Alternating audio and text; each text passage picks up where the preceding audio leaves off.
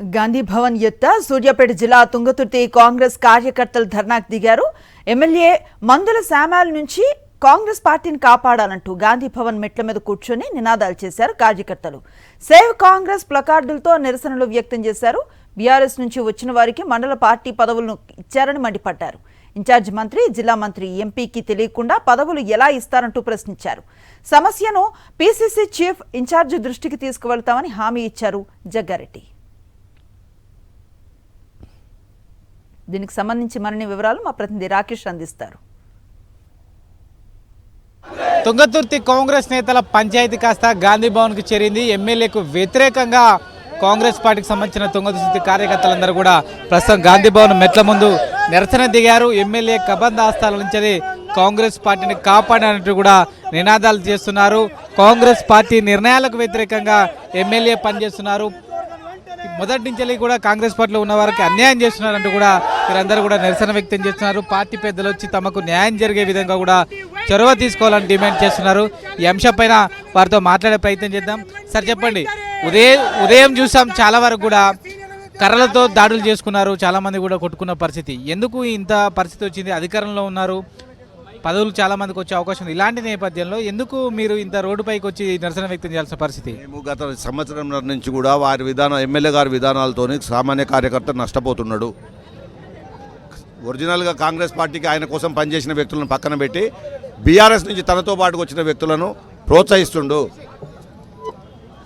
ఆ విషయంలో పీసీసీ అధ్యక్షుల వారికి కూడా ఇంతకుముందు కంప్లైంట్ చేయడం జరిగింది.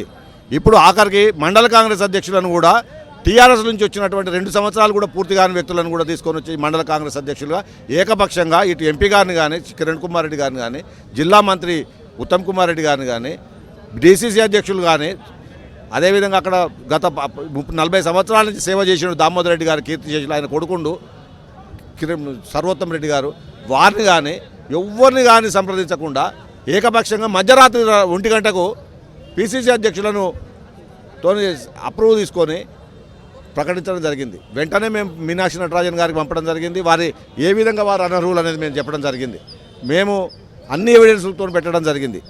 దాడులు చేసుకున్నారు, మీరు వాళ్ళపైన దాడులు చేశారా, వాళ్ళు మీరు పైన చేశారా? మేము ప్రదేశ్ కాంగ్రెస్ కమిటీ ఆఫీస్కు అధ్యక్షుల వారిని కలిసేటందుకు మేము వస్తున్నప్పుడు వాళ్ళు మేము ఇక్కడికి రాకుండా ఉండాలని, ఆపాలనే ఉద్దేశంతో మా పైన దాడి చేసి మమ్మల్నే మళ్ళీ ఎమ్మెల్యే గారితో, పోలీసు వాళ్ళతో ఒత్తిడి పెట్టి మా మీద కేసులు పెట్టాలనే ఆలోచనతో వాళ్ళు చేసిండ్రు. కాకపోతే దాడులు చేసినా పర్వాలేదు, మన ప్రాబ్లం ఏందనేది పార్టీ తెలవాలి అనే ఉద్దేశంగా వాళ్ళు చేసిన మా మండల కాంగ్రెస్ అధ్యక్షుడు రక్తం, మాజీ మండల కాంగ్రెస్ అధ్యక్షుడు ఇప్పుడు ప్రజెంట్, ఆయనకు రక్తం కారితే కూడా వచ్చినాం. పోలీసు వాళ్ళని కూడా రాళ్ళు వేసిండ్రు, కర్రలు తీసుకొచ్చారు.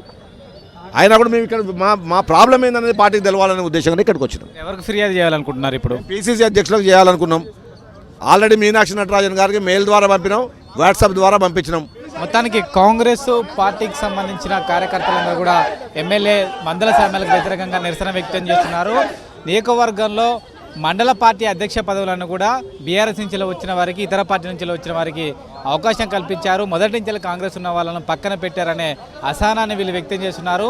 ఇప్పటికైనా పీసీసీ చీఫ్ కానీ, ఇన్ఛార్జ్ కానీ జోక్యం చేసుకొని అసలైన కాంగ్రెస్ పార్టీ నేతలకు పదవులు వచ్చేలా చూడాలంటూ కూడా తుంగతుర్తికి సంబంధించిన ఎమ్మెల్యే వ్యతిరేక వర్గం కోరుతుంది. కెమెరా పర్సన్ క్రాంతితో రాకేష్ రెడ్డి, సాక్షి న్యూస్, హైదరాబాద్.